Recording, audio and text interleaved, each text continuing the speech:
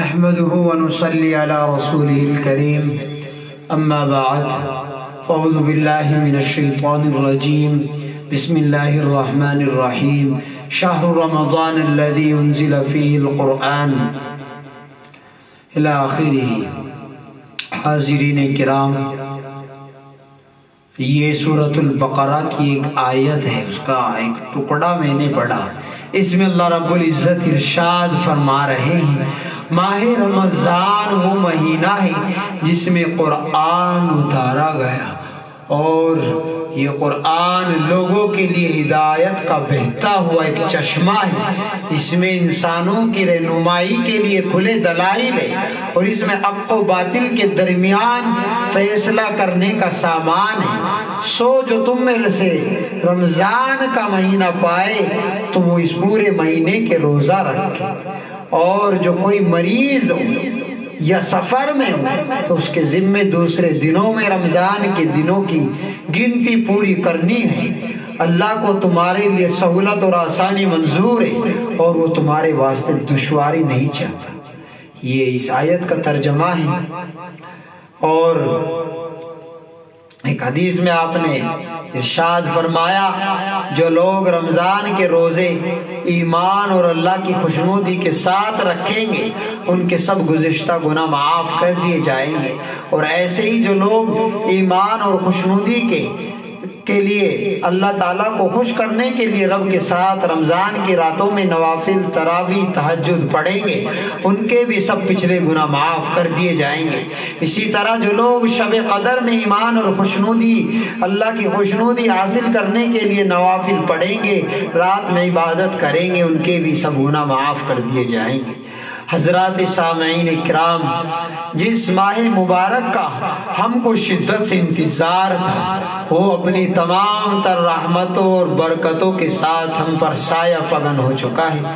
ہاں، یہی وہ مبارک مہینہ ہے جس کے انتظار میں سرور کائنات فخر موجودات علیہ الصلاۃ والتسلیم سراپا منتظر رہا کرتے تھے، اور ماہ رجب المرجب سے بے ساختہ یہ الفاظ نکل جایا کرتے تھے اللہم بارک لنا فی رجب و شعبان وبلغنا رمضان۔ اے وہ ذات جس کے قبضہ قدرت میں گردش لیل و نہار ہے، جس کے قبضے میں موت و حیات ہے، کشمکش زندگی ہے، ہماری عمروں میں اتنی برکت دے کہ ہم رجب اور شعبان گزار کر رمضان کی نعمتوں اور رحمتوں سے مالا مال ہو سکے۔ بخاری اور مسلم کی روایت ہے کہ حضرت عائشہ صدیقہ رضی اللہ عنہا فرماتی ہیں کہ جب رمضان کا مہینہ آتا تو رسول رحمت صلی اللہ علیہ وسلم اپنی لنگی کو کس لیا کرتے تھے۔ محدثین کرام یہاں فرماتے ہیں کہ اپنی لنگی کو باندھنے سے دو چیزیں مراد ہو سکتی ہے۔ ایک تو یہ کہ آپ علیہ الصلوۃ والسلام انتہائی مستعدی کا مظاہرہ کرتے تاکہ اللہ کی عبادت شوق و ذوق سے کی جائے، اور دوسری مراد یہ کہ رمضان میں آپ علیہ الصلوۃ والسلام تمام دنیا و ما فیہا حتیٰ کہ اپنی بیویوں سے بالکل اعتراض فرما کر مصروف عبادت ہو جایا کرتے تھے، اور رات بھر آپ کا جسم اطہر دربار خدا بندی میں سر بسجود رہتا، زبان مبارک حمد باری میں مشغول رہتی۔ نسائی کی ایک روایت بھی ہے کہ آپ علیہ الصلوۃ والسلام نے ارشاد فرمایا کہ بے شک اللہ حاکم و علیم نے رمضان کے روزے کو فرض کیا ہے اور اس میں تراویح کو سنت قرار دیا، پس جو شخص روزے رکھے اور تراویح کی نمازیں ایمان اور خوشنودی اللہ کی رضا کے لیے پڑھے تو اس کے گناہ اس طرح صاف اور شفاف ہو جائے گا وہ گناہ سے جیسا کہ اس کی ماں نے اس کو آج ہی جنائے۔ بہرحال ایک طبرانی کی بھی روایت ہے کہ حضرت ابو ہریرہ فرماتے ہیں کہ آپ علیہ الصلوۃ والسلام نے ارشاد فرمایا مسلمانوں اعلاء کلمت اللہ کے لیے جہاد کرو، مال غنیمت سے تم کو نوازا جائے گا، وصوموا تصحوا، اور روزہ رکھو صحت و عافیت تمہاری مٹھی میں رہے گی، مال تجارت لے کر سفر کرو، دولت تمہارا قدم چومے گی۔ حضرت عبادہ بن سامع साबित रज़ी अल्लाह अन्हु की भी रिवायत है कि आपने रमज़ान के करीब ये इरशाद फरमाया, लोगों रमज़ान का मुक़द्दस और मुबारक महीना हम पर साया फगन हो चुका है, जो बड़ी बरकतों वाला महीना है। हक़ सुब्हानहू व तक़द्दुस इसमें तुम्हारी जानिब मुतवज्जे होते हैं, अपनी खास खास रहमत को मूसलाधार बारिश के मानिक बरसाते हैं, गुनाहों और खताओं की सियाही को अपने दरियाए रहमत से धोते हैं और तुम्हारे नालाए क़ल्ब व जिगर को शर्फ़ क़बूलियत से नवाजते हैं। तुम्हारा नेकियों में एक दूसरे से आगे बढ़ना अल्लाह की नजर खास को अपनी जानिब खींच लेता है और फरिश्तों से बतौर तफाखुर हक़ जल्ला मजदहू फरमाते हैं, ए फरिश्तों देखो तुम मेरे इन प्यारे बंदों को जो नेकियों में एक दूसरे से आगे बढ़ने पर हसद कर रहे हैं, ये मेरे वही बंदे हैं जिनकी पैदाइश पर तुमने कहा था, अतजालु फीहा मन युफ्सिदु फीहा व यस्फिकु दिमा। ए परवरदिगार आलम, आप एक ऐसी मखलूक को अदम से वजूद में ला रहे हैं जो जमीन पर फसाद बर्पा करेंगी, ना अब एक दूसरे का खून बहाएगी। जरा देखो इन खासाने खुदा को जिनके लबो जबान शिद्दत प्यास से सूख रहे हैं, जिनकी पेशानी मेरी बारगाह में खंदज़न, जिन्होंने लजीज कानों को मेरी खुशनुदी की खातिर छोड़ रखा है, आज इनके पहलू नरम गरम बिस्तर से नाशना नजर आते हैं। फिर रब्बे जुल जलाल और रब्बे करीम फरमाते हैं, इज्जती व जलाली,